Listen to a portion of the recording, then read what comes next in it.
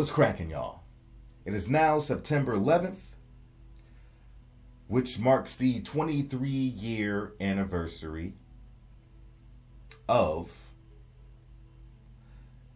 the tragic day in American history. An event that means so much to a lot of people in the world given its history, but more so for those American citizens and those Americans in the United States that were alive and actually remember the events that happened, or those that have lost loved ones in the events that transpired on September 11th, 2001. Now, before I continue, I want to say rest in peace to all those who were victimized, who lost their lives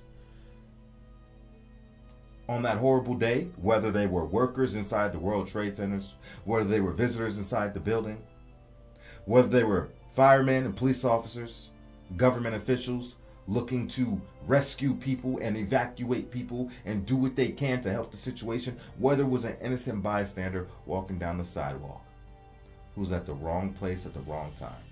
My heart goes out to all of those people and their loved ones. My condolences.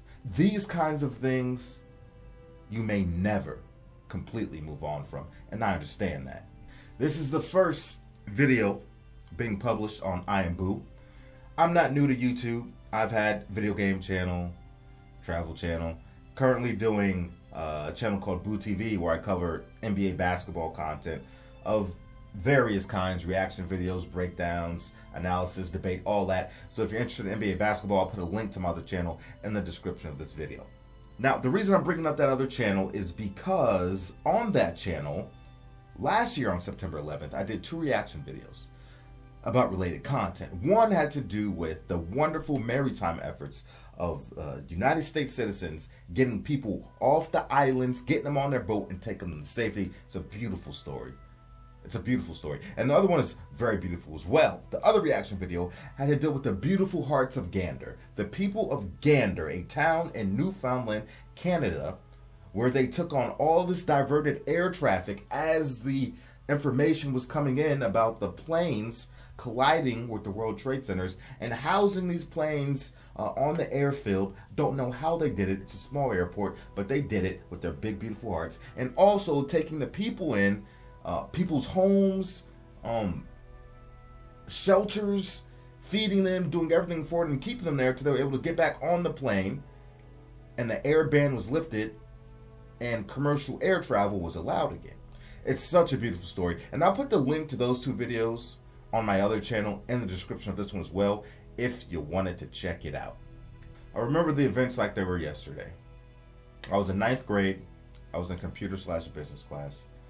And I remember the teacher turned on the TV. I don't know if she got word via email or it came on the PA system. I can't remember.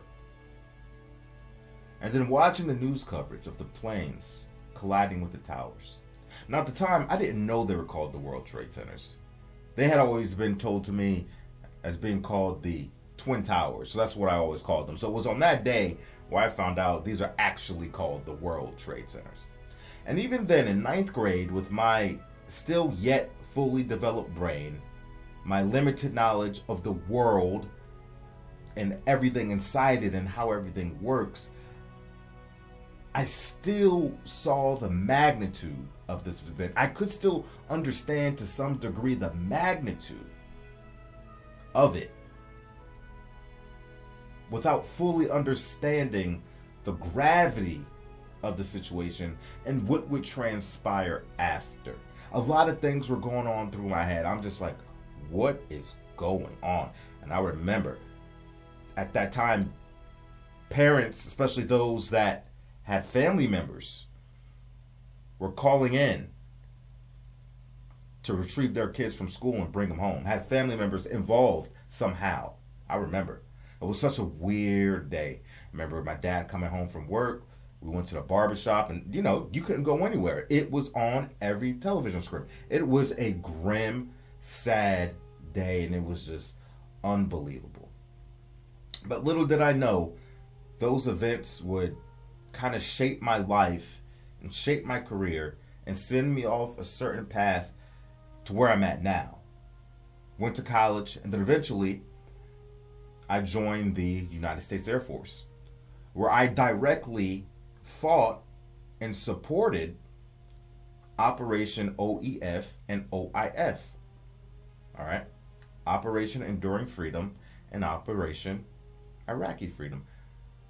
I shouldn't have said Operation OEF because it's called Operation OEF. That's how I always said it in my head. But anyway, got my little GWAT ribbon, Global War on Terrorism, under the Obama administration, and I fought, and I made a difference. Supporting the war fighters. I can't really say a whole lot about my career field and our missions and our operations, so I'll just have to leave it there. But now, I separated the Air Force in 2013, but now I still work with the government on the civilian side, still supporting similar efforts. I'm just doing it now on the civilian side. I was never a patriot. Even after 9/11, I was never really patriotic. And then I started getting a little bit of that when I got inside the Air Force. And it was the first time in my life where I was doing something where I really felt important. I really felt like everything I did had a purpose and it was meaningful. And I was a part of something bigger. That was the first time I really felt like that. And it was a good feeling. And it was the best decision I could have ever made in my life, was join the Air Force and help fight the war on terrorism. OEF, OIF, a direct result of the events of 9/11. Anyway, I've rambled on too long with these opening remarks, but I wanted to give you a little bit of background and just speak on it. Inside the Twin Towers on 9/11, mature audiences only. All right, mature audiences only. Keep that in mind.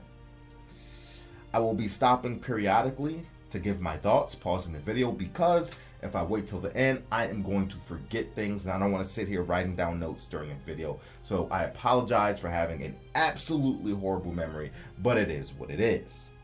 All right. This is from a YouTube channel called Mr. Ballin. And as you can see on the screen, the following content may contain graphic or violent imagery. Viewer discretion is advised. So I'm proceeding. If you don't want to watch this, click off the video now. All right, let's get into it.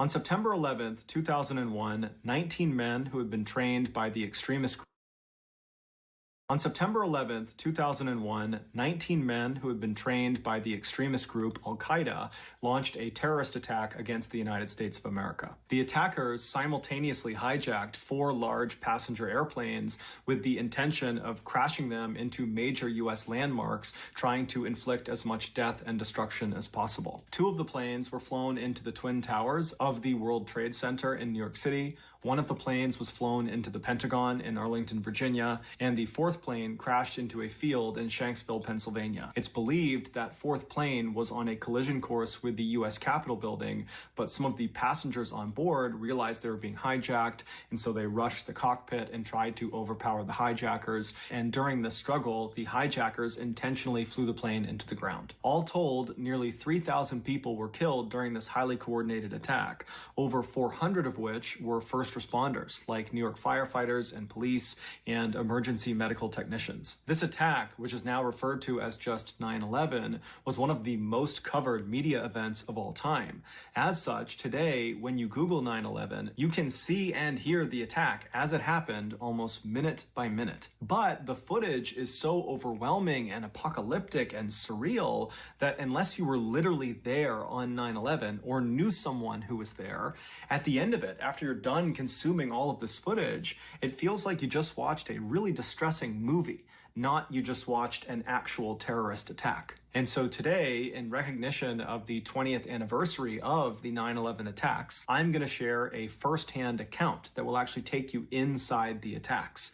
And this story will not feel like a movie. It will feel very raw and very real. Full disclosure, before we get into this first-person narrative, I had to make some educated guesses about the physical layout of the inside of the North Tower. Now, it's based on floor plans I was looking at and videos and pictures and testimonials, but there are certain details that I'm just not 100% on. However, these are very small details that will not detract from the story, even if they're inaccurate. I have gone way out of my way to make sure that the story I tell you is as close to the actual story as it possibly can be. And so with that in mind, let's get into today's story.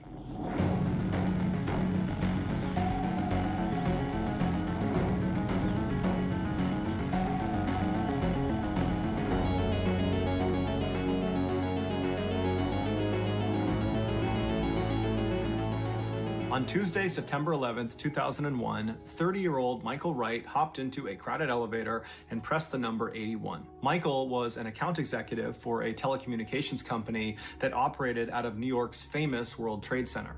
The World Trade Center was located in the financial district of Lower Manhattan. It was made up of 7 different buildings. Michael's building was one of the 2 identical, massive 110-story tall skyscrapers that were collectively called the Twin Towers, and then separately they were called the North Tower and the South Tower. Michael's company was in the North Tower. Once the elevator reached floor 81, the doors opened up and Michael squeezed his way out of the car, and right ahead of him, on the wall right in front of him, he would have seen 3 other elevator doors, and then on the wall behind him there would have been another 3 elevator doors, one of which he just exited.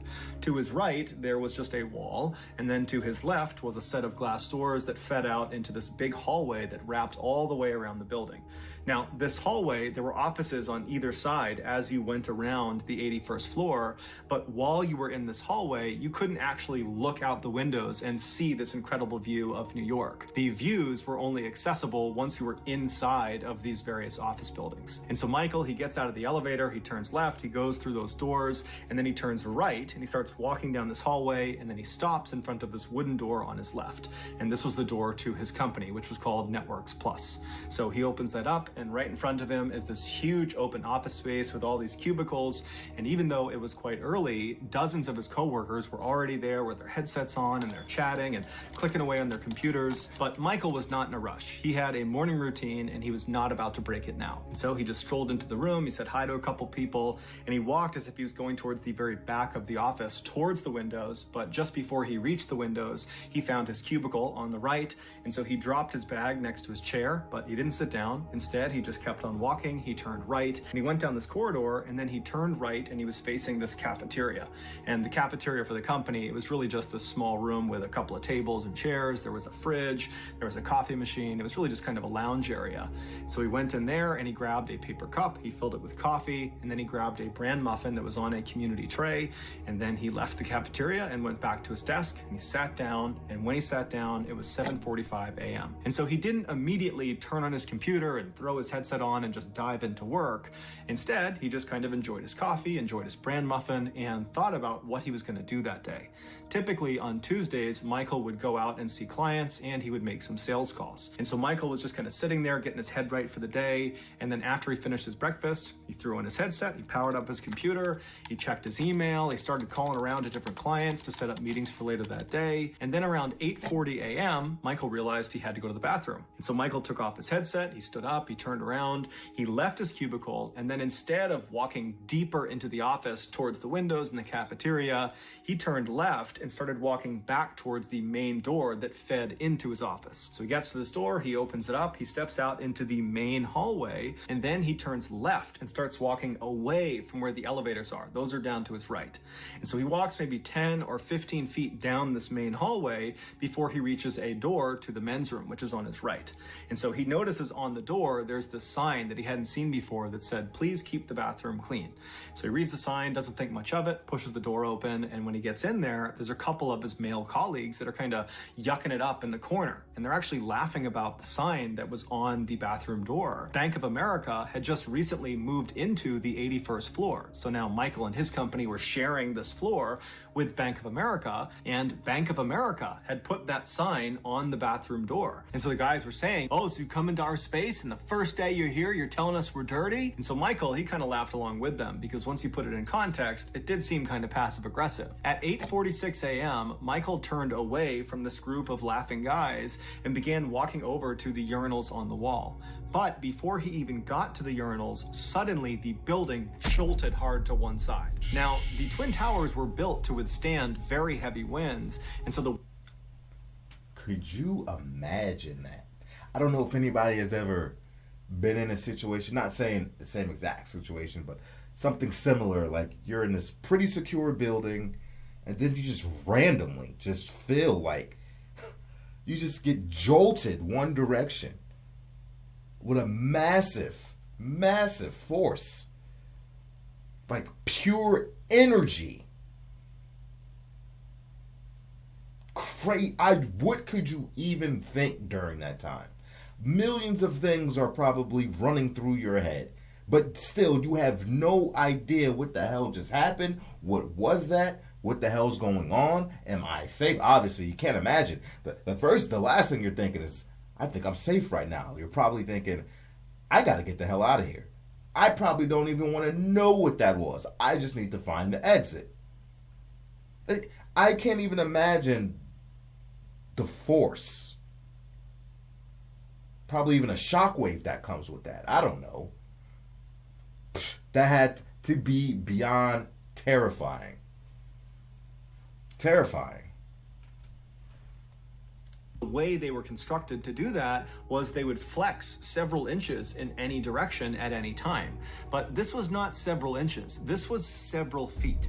And it was so violent and so sudden that the marble on the walls actually cracked and fell off. And the guys in the bathroom, most of them lost their balance and fell to the ground. And the one guy who was inside of a stall, he comes running out. He bursts the door open. He's buttoning his pants up and he's screaming, "What was that?" Michael, after standing back up, began thinking to himself, did I hear a sound? Was there an explosion? What was that? It must have been a gas main explosion. What else could that have possibly been? There was just nothing else he could think of that would account for that big of a shift. But there was just no time to sit there and dwell on how this happened, because the alarms in the building started going off. And so Michael and the other guys that were in there, they just left the bathroom to go out to the hallway to see what was going on. And when Michael got out there, he looked left down the main hallway past his office, all the way down to the elevators, and all the way down there he could see there was clearly fire spitting out of the elevator lobby area. And so before Michael could even process that there was this fire and what he was going to do about it, he heard screaming, a woman screaming behind him. The women's bathroom was right next to the men's bathroom, and so Michael and a couple of the other guys who'd been in the bathroom with him, they go running into the women's room, and there was this stall, this bathroom stall in the women's room that had been kind of bent over.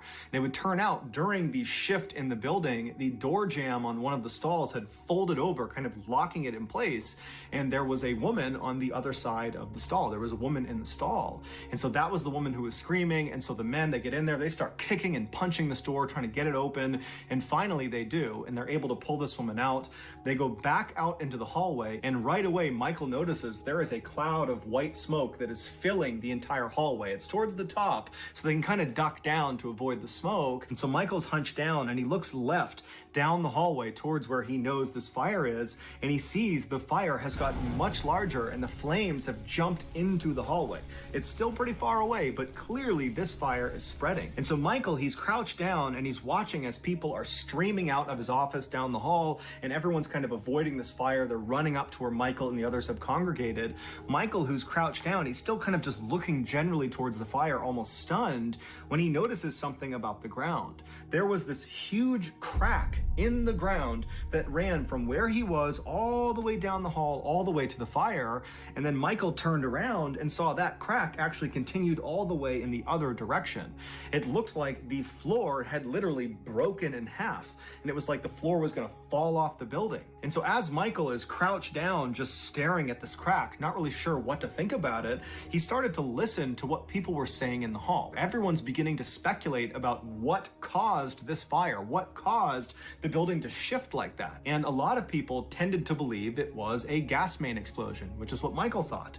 Other people suggested, maybe it was an earthquake, and some outliers said it could have been a bomb. But little did anybody know what had happened to their building was far worse than anything they could have imagined. A few minutes earlier at 8:46 a.m., as Michael stood in the bathroom kind of yucking it up with the other guys that were in there, American Airlines Flight 11, which was this massive 767 passenger airplane carrying 91 passengers, 5 of which were the hijackers, they slammed into Michael's tower 12 floors above Michael's head. The plane was traveling at about 466 miles per hour when it struck the building. The impact and subsequent explosion immediately killed not only everyone on board the plane, but hundreds of people that were inside of the impact zone, which was between floors 93 and 99. The plane also went right through the building, severing all of the stairwells and the elevator shafts, meaning anyone who was still alive from floors 93 all the way to the top, floor 110, all those people, they didn't have an escape route anymore. So they were trapped, they just didn't know it yet. And to make an already horrible situation even worse, after this plane detonates inside of the North Tower, it sends 9,000 gallons of burning jet fuel down these destroyed elevator shafts, and as this fuel tumbled, it would splash onto many of the floors below, like floor 81. The fuel would kind of splash through the openings to the elevator doors, and once a little bit had landed on that floor, the whole floor would catch on fire. Yeah. But Michael and the rest of the people on floor 81 were completely oblivious to this. All they knew was you got that fuel everywhere, all it takes is one little spark from something seemingly insignificant. I can't imagine. there's a fire over there, and so we need to get away from it. But as Michael stood up from this crack and began kind of looking around to see what they were going to do next, he noticed that most of the people, while they were staying calm, were not really running to evacuate. They were just kind of standing around, and the different business managers from different departments were just kind of telling their staff members to stay calm and hold on, let's get our thoughts together. And Michael, who was not panicked, at least not yet, he's looking around thinking, you know what, let's just get off this floor. We need to get off this floor. And so he remembered that a lot of his friends, they would sneak out of the office and they would smoke cigarettes in this one particular emergency stairwell that was close to them. And so Michael just started yelling to the group, hey, we gotta go now, we need to leave, there's stairs over there, follow me. And so Michael kind of cut through the crowd, and the crowd was very quick to respond. They kind of followed him, and he opened the door, he goes into the stairwell, and he lets some people go in, and before long, there's a very orderly double file line making their way down the stairwell. Michael remembers after he joined this double file line and began going down the steps, this immediate sense of relief, especially after they got down a couple of flights away from the 81st floor, because in his mind and in a lot of other people's minds that were in the stairwell with him, the problem was up there. It was the 81st floor. There was this one fire. It was localized. It would be dealt with, and they're already.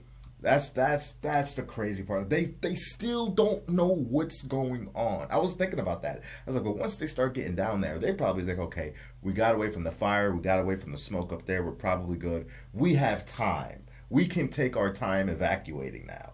We don't have to rush. When really, no, you have ample time. Time is not on your side, and you need to get as far down and out the building as quickly as you can. That's the sad part, is not having the information and not know what's going on so that you can act appropriately from point A to point B. But it's crazy, man. All the way down here, they'll be out of the building soon, so they got nothing to worry about. And so Michael and the rest of his co-workers just kept making their way down the stairs. It was very slow progress, and sometimes it would come to a complete standstill because other people on lower floors were entering the stairwell and joining in this evacuation. But Michael remembers nobody was freaking out. No one was panicking. There were some people that, were more worked up about it, but there really was this sense of safety, that they were in these stairs and that everything was going fine. And so as they're kind of making their way down, most people were concerned with trying to place a call to their family to just tell them, hey, I'm okay, this crazy thing happened at work today, but I'm going to be fine.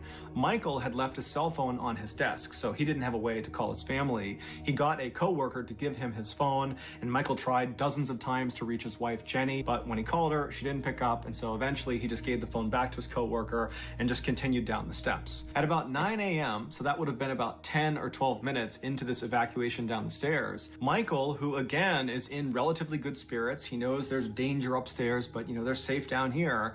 He makes this kind of off-color joke to lighten the mood in the stairwell. Michael turns to one of his male colleagues and pretends to confess his love to him and tells him, the only reason I'm confessing it to you now is because we're gonna die here anyways. Now, the joke here in Michael's mind was, of course we're not gonna die here. He was intentionally dramatizing the entire situation because they were safe. They were in the stairwell, they were evacuating, the fire was up there, they're down here, everything is fine. And some people thought the joke was kind of funny and they laughed at it, but the guy right ahead of Michael didn't think it was funny, and he turned around and looked at Michael and said, hey man, you gotta keep your humor down in here. So Michael, he did immediately regret telling his joke, but not because he was suddenly scared that this situation was far more dangerous than he was realizing, but because he just felt bad for offending some people. Michael would later reflect on this moment, and he would say he was so naive that even though he had seen the fire and seen the physical damage, that crack on the ground and the marble falling off the wall, that despite all that, it was like he just couldn't fathom that they were actually in any real danger inside of the stairwell. He really thought they were going to be just fine. But of course, as history would show us, Michael was wrong. Around the time that Michael was scolded for his off-color joke, about 200 feet to the south of the tower they were in, another passenger airplane, United Airlines Flight 175, crashed into the south side of the South Tower. All 65 passengers on board, which included the 5 hijackers, were killed instantly. The plane was traveling at about 590 miles an hour when it struck the South Tower, and it hit between floors 77 and 85, killing hundreds of people in the impact site and trapping hundreds more above it. And then, just like the North Tower, after this plane detonated inside of the South Tower, it sent thousands of gallons of burning jet fuel down these destroyed elevator shafts, igniting fires on many floors below. Despite being so physically close to this second plane crash, Michael didn't hear it, and apparently no one else in the stairwell did either, or they just didn't recognize it for what it was. And so Michael and the others just continued walking down the stairwell thinking everything was fine. Around 9:30 a.m., so that's about 40 minutes into their evacuation, Michael and the rest of his co-workers reached floor 40, and this was the first time they saw firefighters, New York firefighters, running up the stairs to go fight this fire. And so naturally, Michael and the others asked the firemen if they knew what had caused this fire, what was going on, but the firefighters just said, look, we don't know exactly what caused this, but go down, it's safe down there. Michael... How many stairs? How many flight of stairs? These firefighters are marching up with all that equipment and gear?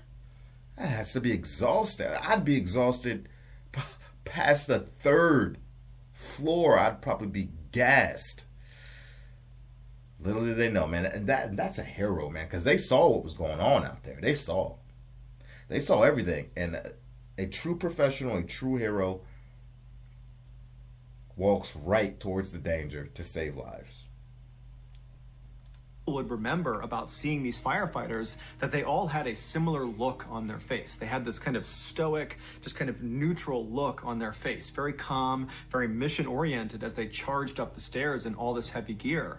But years later, as Michael reflected on that situation, he thinks about their faces, and now he believes the look they had on their face was actually fear. And unfortunately, most of the firefighters that ran past Michael and the others and went up to fight that fire in the North Tower, they would all perish. A few minutes later, Michael and the others made it down to floor 30, and right around the time they got there, they heard people behind them, above them from higher floors, yelling for people to get out of the way. And so Michael turned around and looked up, and he saw there were some people carrying other people down the stairs, and they were trying to clear a path to get these injured people down. And so Michael, like everybody else, kind of sucked up against the side of the wall to let these people pass. And when they did, he saw there were 2 injured people. There was one guy who his whole shirt had been burned off of his back, exposing his bare back, and he had burns on the top of his shoulder. And then the other injured person was this woman with severe burns on her face. After they passed, Michael and the people around him kind of got back in line and just kept moving down the stairs, but now they were on edge. Everyone was kind of thinking to themselves, how bad is this fire? Who else got hurt? What actually happened up there? A few minutes later, Michael and his co-workers got down to floor 20, and that's when they saw there was this firefighter firefighter yelling to everyone, asking, hey, does anybody know CPR? I need volunteers who know CPR.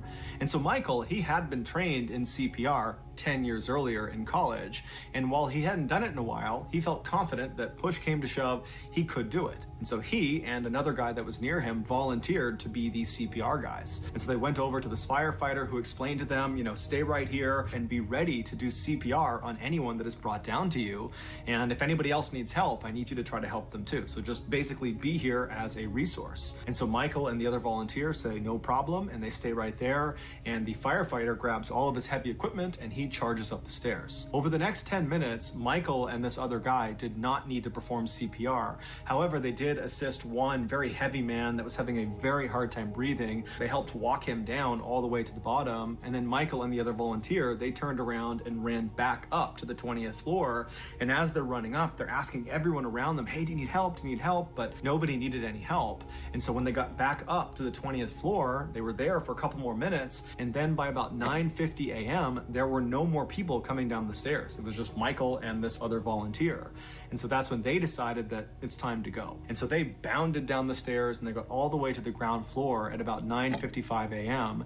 And Michael, he opened the door that led out to the ground floor, which was the plaza level. And what he saw was the worst thing he had ever seen in his life. The people that were located in the north and south tower above the impact sites would have eventually realized they did not have an escape route. The stairwells were blocked, the elevators didn't work, and so naturally the only way to go was up. And so I'm sure initially there was some speculation amongst these people that a helicopter could come up and get them, or some other way they were going to be rescued. We just need to get higher and higher and higher. Right. But eventually they got to the roof and they got to the upper levels and there was no rescue. No. And the fire that was raging below them from the jet fuel, it was growing and creeping higher and higher, and all this black smoke was leaking into the vents of these upper floors. And so the heat and the smoke and the flames, it was driving these people to the absolute top of this building. And eventually these people who were trapped, they would have realized there isn't a rescue that's going to get us in time. We're doomed. And so these poor people, in their final moments, they picked up their phones and they called their loved ones one more time. And so there are all these totally heartbreaking messages of these trapped people calling their family to say how much they love them and how much they're going to miss them. And there are an equal number of messages of these people calling their family to say how scared they are, that they're not ready to die. Eventually, the fire, the heat, the smoke would become so intense that these trapped people would actually go outside the building and would hang on to the windows, dangling hundreds and hundreds of feet off the ground because there was nowhere else to go. And then eventually, when all hope was lost, these mothers and fathers, these wives, these husbands, these sisters, these brothers, these daughters, these sons, these friends, they began jumping off of the tower to their death. Almost all of them. I remember, man, that was like the most, I don't even know what word I want to use. Like back when it was happening, back when I was in high school, and when I saw the people jumping for their lives out of that building, I was going to say at that time in my life, it was probably the most memory ingraining moment. Something that I'd never forget. Maybe till this day, just looking back. I don't think I've ever seen anything quite like that. It was heartbreaking. It was unreal. It was unbelievable. It felt like I was in the Twilight Zone. Like, this isn't really happening. This isn't really happening.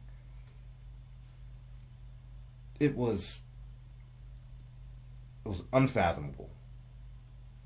It really was. Especially for someone like me at that age, a teenager, like I said, not really fully grasping or understanding, probably thinking, I live in America, America's safe, America's great.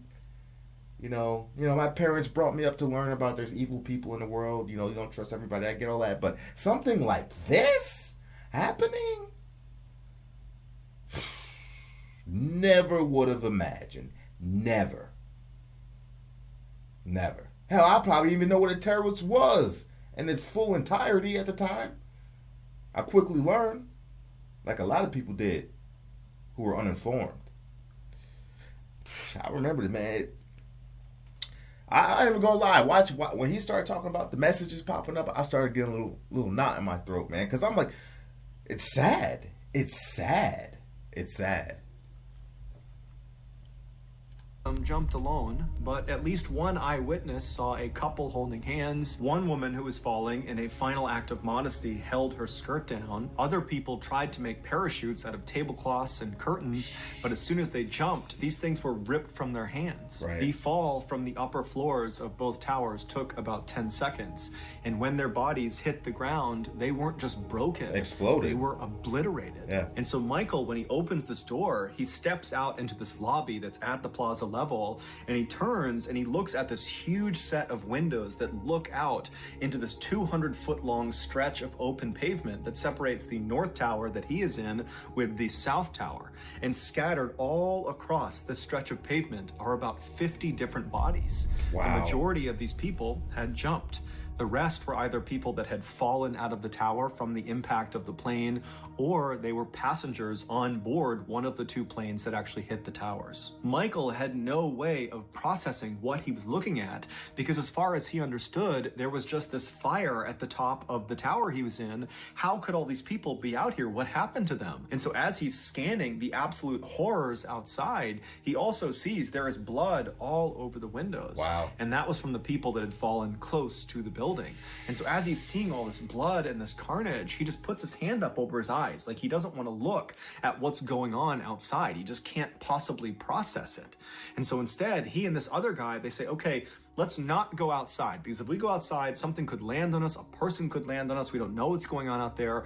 Let's go down one more level, because there was another set of stairs right ahead of them in the lobby that went down to the shopping mall, and the shopping mall extended outside away from the tower, and there was street access, maybe a half a block away. And so Michael and this other guy he was with, they run over to the stairs, they go down into the shopping mall, and down there it's dark and the sprinklers are going off, and they just start running through this mall trying to get to these stairs that'll bring them back up to the street level. And as they're going, they run into another group of people that are doing the same thing. And one of the people that was with this group was the same woman who had been trapped up in the bathroom on Michael's floor.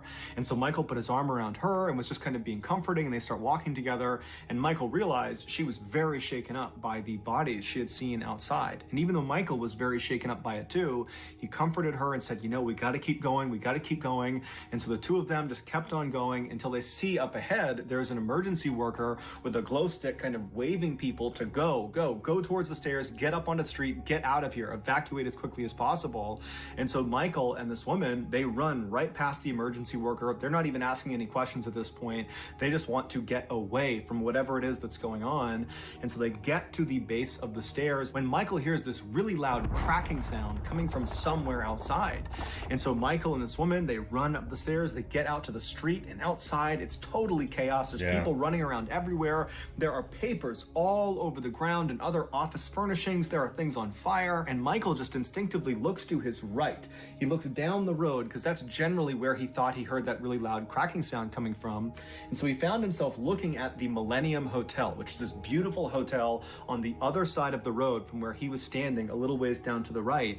And the windows of the front of the Millennium Hotel are like mirrors. They're very reflective. And he found himself just looking at the reflection on the Millennium Hotel, and he noticed it was reflecting the South Tower. And the South Tower was basically across the street from the Millennium Hotel, basically a half block to the right of where Michael and this woman were. And as he's staring at this reflection of the South Tower, he suddenly realizes what that loud cracking sound was. It was the sound of the South Tower, which was still full of hundreds and hundreds of people collapsing. And so Michael is watching this South Tower collapse through this reflection on the front of the Millennium Hotel. He snaps out of it and turns, and he and the woman just run back down into the mall as fast as they can. They can hear this unbelievably loud sound of thousands and thousands of tons of just metal crashing down almost directly on top of them. And Michael makes it to the bottom of the stairs in the mall and just leaps onto his stomach and covers his head, and he's yelling his wife and his son's name because that's all he can think about. And then suddenly everything goes black. And at the same time, suddenly his mouth, his ears, his nose, everything is just packed with what felt like sand. Yeah. But in reality, it was this white dust that was made from the collapse of the South Tower. And it was made up of pulverized concrete and asbestos and other very toxic chemicals. So as all these building materials are falling down into the mall, also there was this rush of this white dust. And so Michael is just laying there, he can barely breathe, and he's hearing all these big pieces of metal come smashing down all around him, and he's getting ready mentally to just die at any moment. But after a few agonizing seconds, the sounds of the falling materials from the South Tower began to cease after the collapse was basically done, and suddenly Michael began to hear the sound of other people crying and moaning.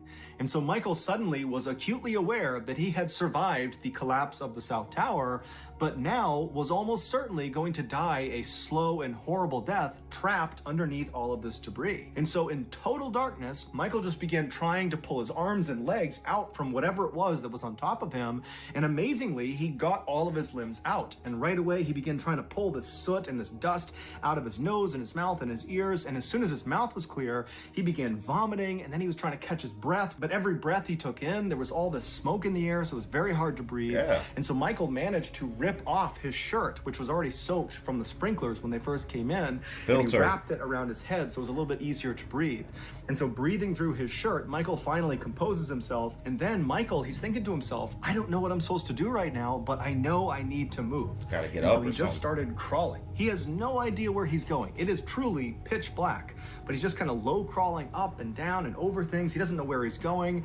And then there's this miracle. He sees a little ways away from him, a light comes on. He didn't know what this light was, but he's in survival mode. And at this point, light represents hope.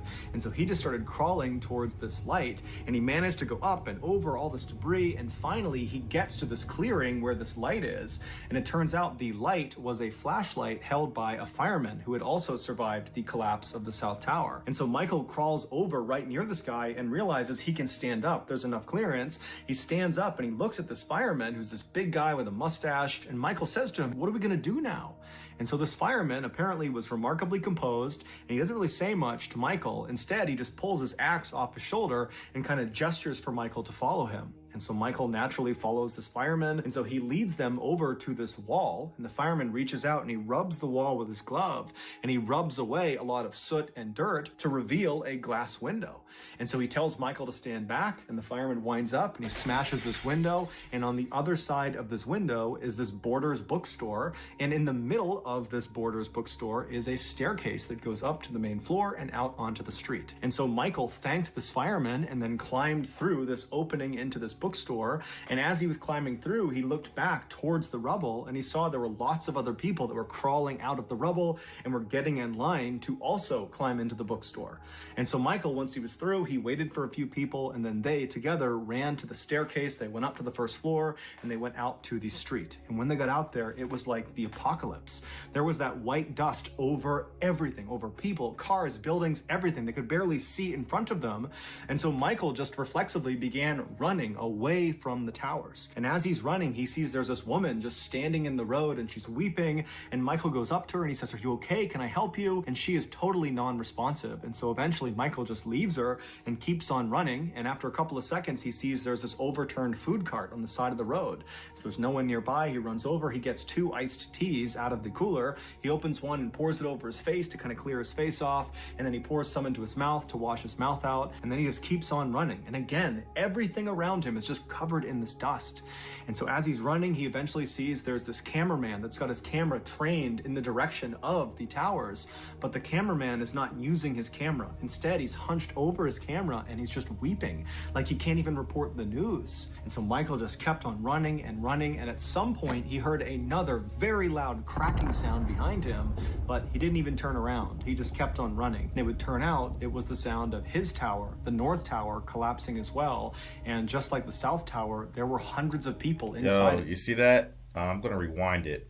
That's the Gander, Newfoundland, right here. Hold on, let me go back a little. Hold on. Instead, he's hunched over his camera and he's just weeping, like he can't even report the news. And so Michael just kept on running and running, and at some point he heard another very loud cracking sound behind him, but he didn't even turn around. He just kept on running. And it would turn out it was the sound. Right there. All international flights to DC, New York diverted to Canadian airports. Hey, go check out that other video, man. It's a beautiful story of hope. Of his tower, the North Tower, collapsing as well. And just like the South Tower, there were hundreds of people inside it when it fell. And so Michael would eventually just continue running until he reached New York University, NYU. That was where his brother was working, and he hoped he would be there so he could tell him that he survived, that he was okay. But when he got to NYU, his brother wasn't there. However, there were staff people there that saw how horrible Michael looked. He was covered head to toe in the dust. He looked crazed. He had blood all over him. And so they took him in, they cleaned him up, and they gave him a phone, and he was able to get in touch with his wife, and he told her that he was okay. And his wife and his entire family, they were convinced he was dead.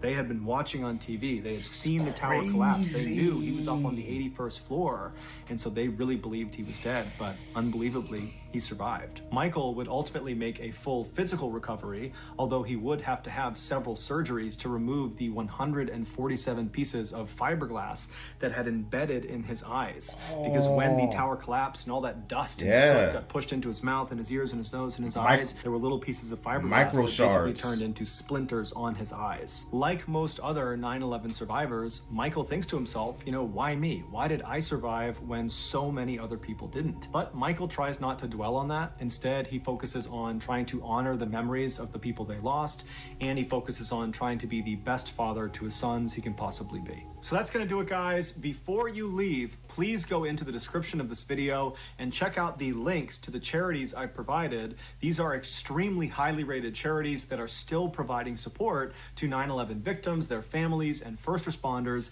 Even though it's been 20 years, the ripple effects of this attack are still felt today by lots of people. And so these charities I've identified are a way to support people that really need it. And so I have already donated to all of the charities listed. So I'm telling you, these are incredible organizations. They are worth giving your money to.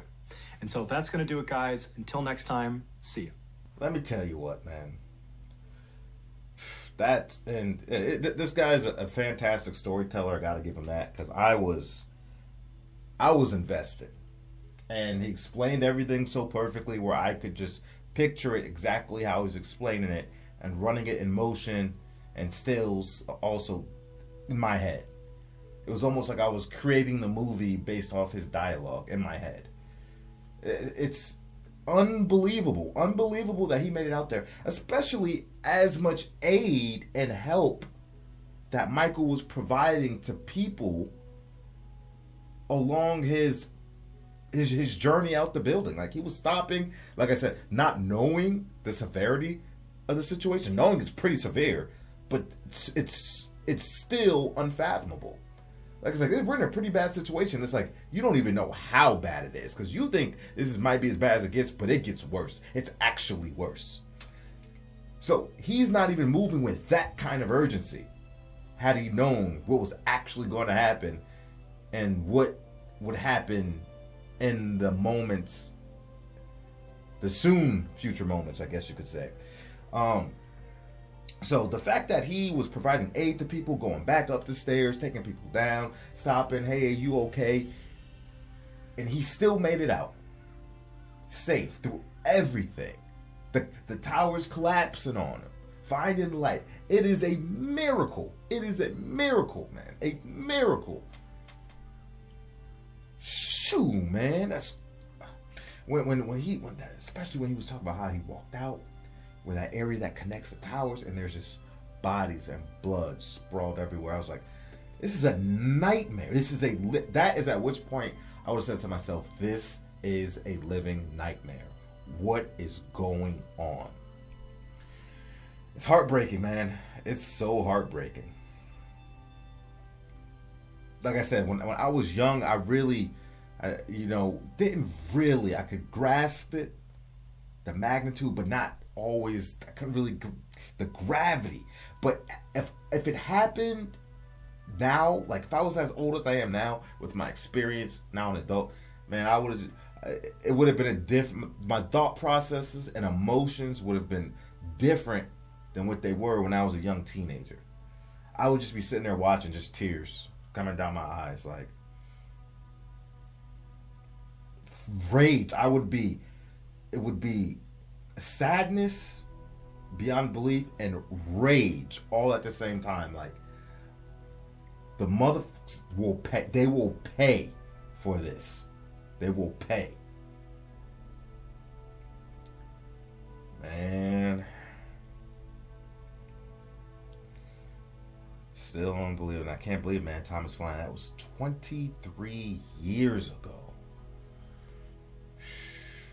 Man.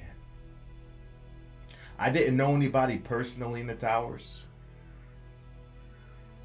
I don't even think I've ever met anybody affiliated, at least that I know of, with, anybody in the towers. But I guess I've never really asked anybody that either, and I don't really see people going out their way to say something unless it was on topic of conversation. And that picture of the firefighter going up the stairs, looking at his face. You can understand and predict everything that's going on in his head by looking at that man's facial expression. Brave, all them firefighters, brave as hell. Emergency workers, brave as hell. But you can't say that wasn't met with a high level of fear. It is human nature. Because he's going up, and they know what's going on out there. They have a much better idea than the people coming down. So they know, going up the stairs, this is probably going to be it for me. But duty calls, and I signed up to be a firefighter, to be a hero. And I put my duty and the life of others before my own. It's a hero, man. It's a hero. There's this scene in Batman vs. Superman, the opening scene, where Superman and Zod are fighting, and they crash into the building. Might have been Wayne Tower. I think it was Wayne. Not Wayne Tower, but one of Bruce Wayne's buildings, and the building goes down. And similar to like a 9/11-esque, you got the debris, the soot, all the dirt, the dust in the air, and like the firefighters, Bruce Wayne, while everybody's running away, Bruce Wayne runs into it, saves a little kid. I think when Zack Snyder did that scene, I think it was inspired by the heroes of 9/11 when he put that scene together. I'm pretty sure. I always felt that was a powerful scene in Batman lore for me, seeing that he didn't need the cowl and the cape, that the hero was inside of him. It's not the wardrobe. As you can see, I like comics. I'm a Batman guy. It's my favorite. But yeah, it reminds me of that. But man, all of them heroes, man. Police officers, everybody, civilians, everybody, heroes. Heroes.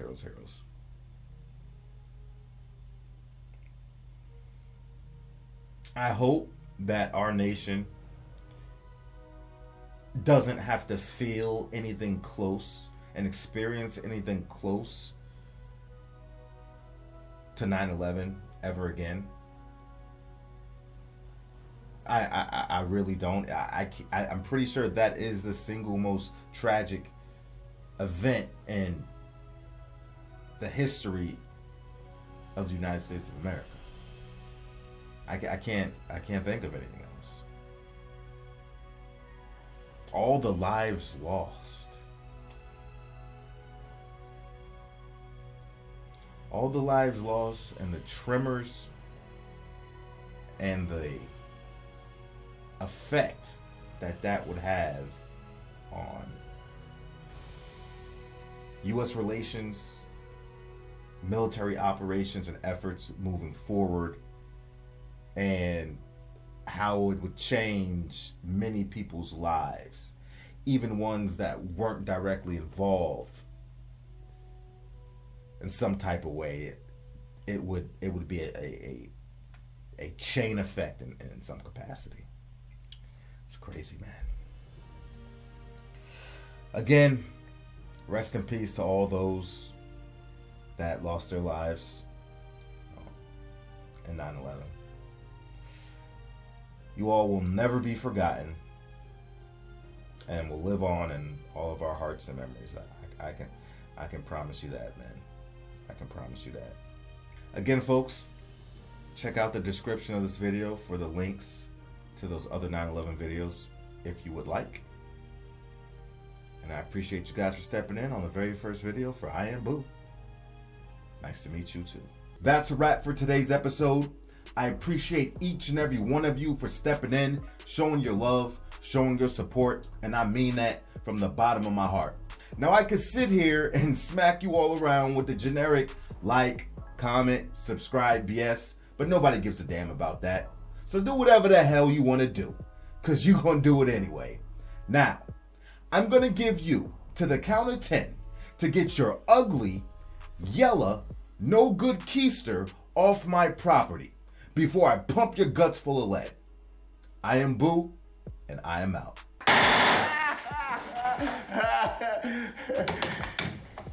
Keep the change, you filthy animal.